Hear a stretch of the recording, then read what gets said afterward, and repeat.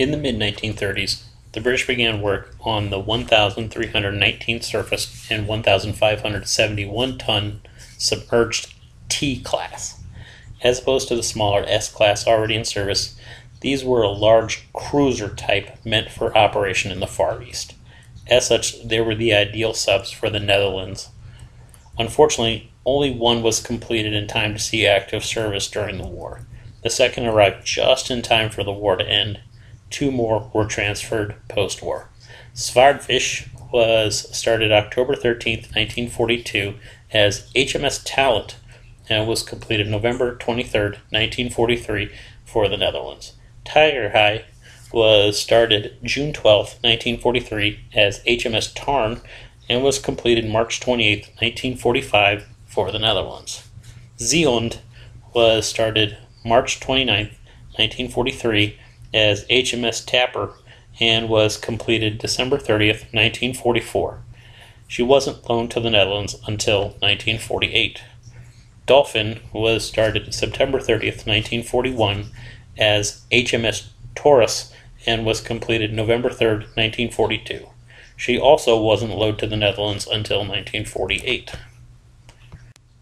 Main armament was 6 internal, each with a reload, and 2 external bow-mounted 21-inch torpedo tubes. 2 amidship and 1 stern aft-facing torpedo tubes were also fitted externally. A 4-inch deck gun was also carried. Type 267 radar and 138 sonar were fitted. Propulsion on the surface was provided by 2 diesel engines that provided 2,500 horsepower to recharge the batteries and run the 2 propellers up to 15 knots.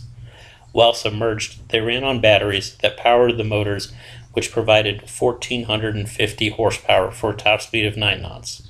Diving depth was 90 meters. Zwaardvish spent the first couple weeks of March 1944 patrolling the Norwegian Sea. In the middle of March, she patrolled the Lofoten Islands. In the middle of May, she sailed for Sri Lanka via the Suez Canal, arriving in mid-July. In early August, she transferred to Fremantle by way of an East Indies patrol, arriving at the start of September. For most of October, she patrolled the Java Sea.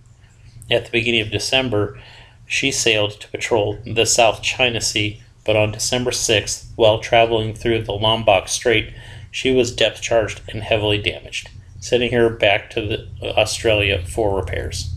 With repairs completed, at the end of January 1945, she again set out for the South China Sea. Off the east coast of Malaya on February 16th, she was bombed and damaged. At first, it didn't seem too bad, but things started breaking, and so on the 22nd, she met with the USS Char and was escorted back to Australia, arriving on March 6th. In the second half of April, she sailed to patrol the Java Sea, but on the 29th started breaking down again and had to return to port. Due to the constant problems, in mid-June she sailed for England via Suez and spent the rest of the war under repair. Tiger High entered service in April 1945 and began training. As a result, she didn't leave England for the Pacific until August 5th. Needless to say, by the time she got there, the war was already over.